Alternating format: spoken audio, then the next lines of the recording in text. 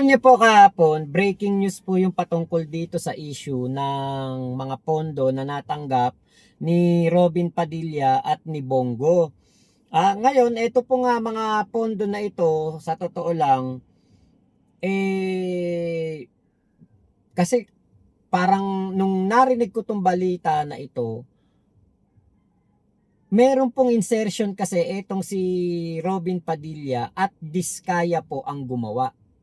Mga Diskaya ang gumawa ng proyekto. Ngayon, sinabi ni Bonoan na mayroon pong natanggap tong mga to.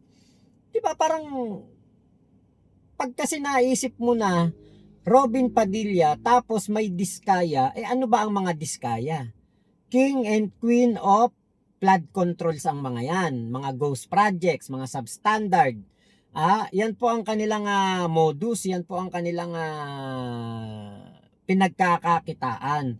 So, syempre, yung pong Philippine Film Heritage Building na ginawa ng mga Diskaya, lalo pat na balita na inabandon na ito ng mga Diskaya, hindi pa tapos, hindi yari, substandard ang mga gawa, may mga butas-butas, may mga leaks, water leaks, ang mga toilet hindi tapos, walang bowl, wala. Yung mga alulod, hindi maayos ang pagkakakabit. Naku po, na-issue nga po na may corruption. Dahil nga po, Diskaya. Basta Diskaya equals to corruption yan. At lahat ng mga na-link sa mga Diskaya, may nakamkam yan. Si Alan Peter Cayetano, 'di ba? Merong ginawang katarantaduhan sa sa Taguig. Ngayon etong si Robin Padilla, na-involved din sa mga Diskaya. Etong si Bongo, 'di ba? Yung yung construction na company o firm ni Bongo, yung CLTG ba 'yon? Christopher Lawrence Tesoro Go. CLTG Construction, nakipag-alyansa yan, nakipag-partner sa Diskaya sa paggawa ng mga proyekto doon sa Mindanao. Talagang may yan. Posibleng walang corruption yan kasi panahon ni Digong nakipag-alyansa yan. Diba? Kaya lahat po ng kampon ni Sara Duterte at ni Digong, mga kurakot. Kung titignan mo lang si Robin Padilla, ganyan-ganyan lang yan. Pero yun pala, maaaring nabulsahan din tayo. Dumipensa ang mga senador na binanggit ni dating DPWH Secretary Manuel Bonoan sa kanyang pagtestigo sa kasong malversation labang kay dating Senador Bong Revilla. Sabi ng dating kalihim, nakatanggap umano ng leadership fund na hanggang 1 bilyong piso ang mga senador noong 19th Congress. May unang balita si Maki Pulido. Leadership Fund kung tawagin ni dating Department of Public Works and Highways o DPWH Secretary Manuel Bonoan ang alokasyon sa budget na inilaan sa mga senador ng 19th Congress. Pagtestigo niya sa malversation case laban kay dating Senador Bong Revilla sa Sandigan Bayan, sinabi niyang may tig 24 billion pesos ang inilaang pondo para dito sa 2024 at 2025 DPWH budget. Hindi bababa sa kalahating bilyong piso kada senador, 1 bilyong piso kung chairman ng komite o may Senate leadership position. Si Senador Mig Zubiri na noong Senate President ang may discretion umano sa hatian. Pero tugon ni Zubiri, ni minsan hindi siya nag-request o humawak ng anumang listahan ng project request ng mga senador.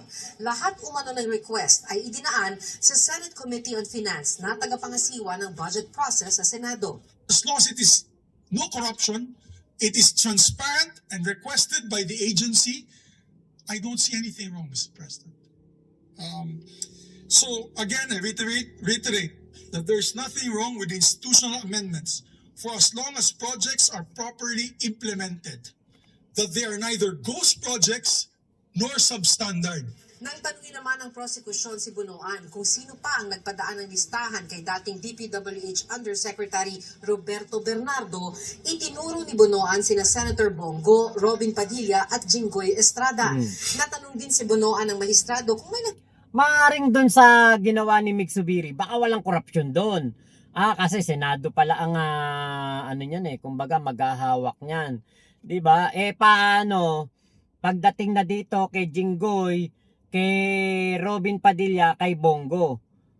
Doon sa natanggap nilang pondo. Pasalamat ba sa mga nagpalista ng proyekto? Maliban daw kay Revilla, nagpasalamat rin daw si Senator Amy Marcos. Sabi naman ng senadora, hindi niya alam kung anong sinasabi ni Bunoan, pero lagi raw siyang nagpapasalamat sa mga ahensyang nagdadala ng proyekto sa kanyang probinsya. Kababayan ko si Secretary Bunoan. Hindi ko alam kung anong pasasalamat ang tinutukoy dyan. Nagpapasalamat rin naman ako kay Secretary Gatchalian, dati Secretary Herbosa. Ayon naman kay Senator Robin Padilla, Sana lang po sa susunod pag kami nagsulat ng ganyan, ituloy-tuloy nyo naman kasi nabanggit kami pero hindi nabanggit na FLR yon for later release. si Senator Bongo sinabing malisyoso ang naging testimonya ni Bunoan. Sigurado po ako na wala naman tayong ipinasang listahan kay Yusek Bernardo. Sa anumang listahan na yan, pakiklaro lang po na napakaraming listahan talaga ng proyekto na dapat aksyonan ng DPWH sa ngayon. Pero hindi ito nangangahulugan na konektado po ito sa flood control o korupsyon. So bago lagyan ng kulay ang pagbanggit ng pangalan ko ni Senator Robin sa kanyang testimonya, bigyan sana ng tamang konteksto. Hinihinga namin ng reaksyon si Senador Estrada. Ito ang unang Huwag nyo nahingan si Jinggoy, nakakulong naman yan eh. Kita nyo, defensive. Napaka-defensive naman kagad, Robin Padilla at Bongo. Defensive kagad eh. Kung wala kayong ninakaw, di wala. Di ba? Pero kung yun nga mahirap. Napakahirap ng i-ano niyan. Napakahirap ng lusutan yan kapag po inimbestigahan na yan at baka lumabas po etong mga listahan nyo na binigay, di ba?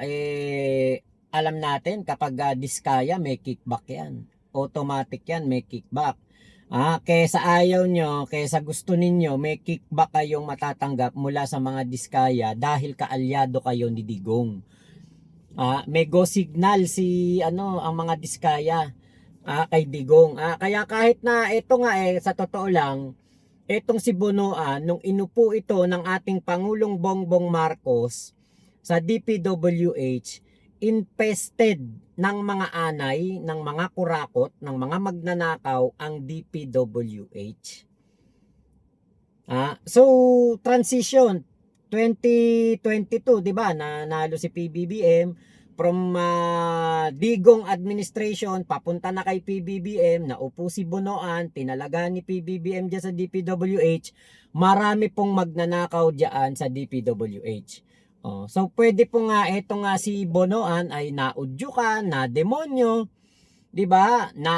Ikaw ba naman kunwari, kasi eto naman umamin naman si Sara Duterte na panahon pa lang ng tatay niya, panahon pa lang ni Digong, meron na pong nakawan ng mali-maletang pera sa sa Malacanang.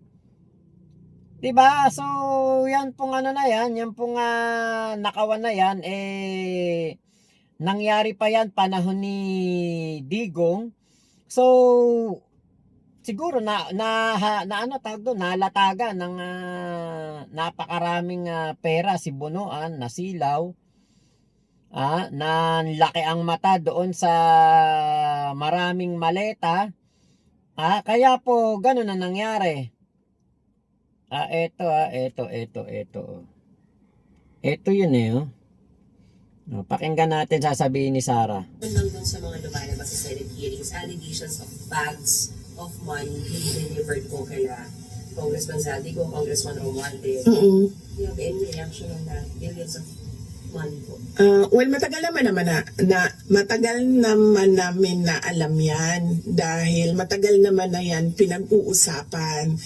Simula pa lang noong pagpasok namin as President and Vice President, naririnig na namin yung delivery ng mga pera, nakalagay sa mga suitcases. Pero ngayon lang siya lumabas in public dahil merong witness na nagsabi na siya mismo ang nagdadala nung mga suitcases na yun. Diba? Kita nyo umamin naman si Sara. panahon pa ng tatay niya yun. Di ba? Panahon pa ng tatay niya, may mga mali-malita ng pera. Alam na nila yun. Kaya hindi kataka-taka si PBBM nung nakakita at nakakuha ng mga impormasyon, ebidensya na magpapatunay sa korupsyon nitong si Digong at ng mga alipores niya at ng mga natirang alipores ni Digong sa gobyerno ni PBBM, hindi na po siya nagdalawang isip at inilabas po niya ang korupsyon at lalong nagalit ang mga DDS, ang mga kaalyado ni Digong kay PBBM. Kaya nga merong destabilization plot. May mga panggugulo sa gobyerno kasi nga aminado naman si Sara. Panahon ng tatay niya ang korupsyon ay nagsimula sa DPWH. Kinumpirma yan ni Sara Diskaya sa tanong ni Bato de la Rosa, kailan kayo nagsimula sa DPWH? 2016 onwards. So ito po, maliwanag ang talagang kumbaga yung corruption po na ito na ginagawa po ng ating mga taga-gobyerno na kampon ni Sara, talagang mga magnanakaw.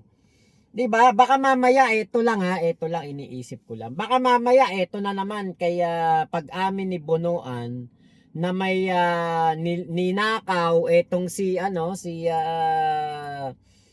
Robin Padilla at si Bongo, kung meron man talagang ninakaw, sinukbet na pera, kasi yun nga usually talaga, 'di ba? Basta na dikit sa mga diskaya may pagnanakaw saka yung budget allocation na yun, nagastos ba yun ng tama?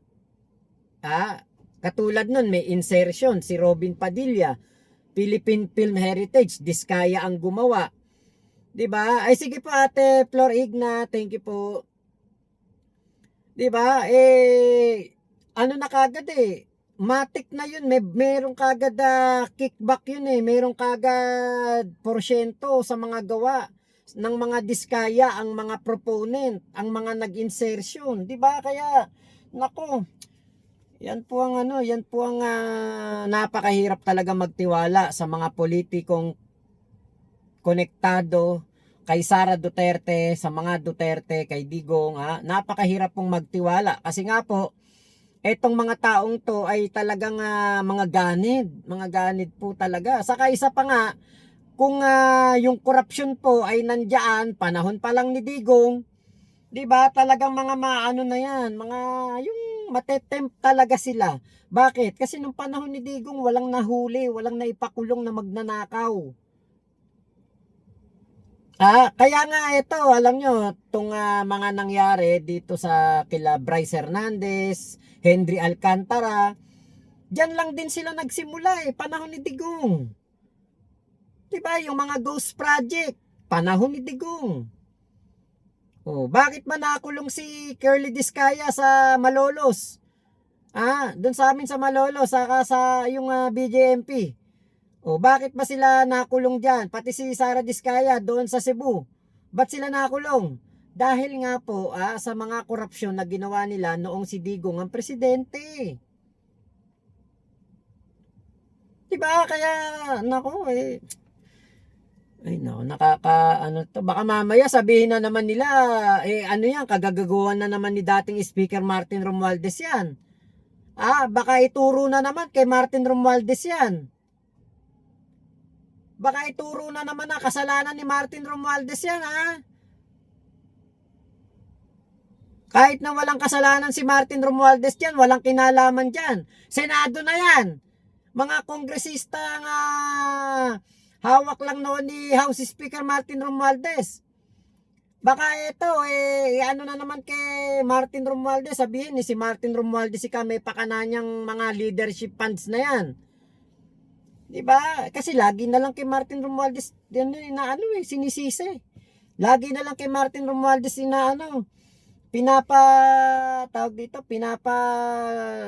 labas na si Martin Romualdez ang may mastermind diyan sa flood control. Samantalang aminado naman si Sara Duterte, panahon pa ng tatay niya, may mali-maleta ng pera.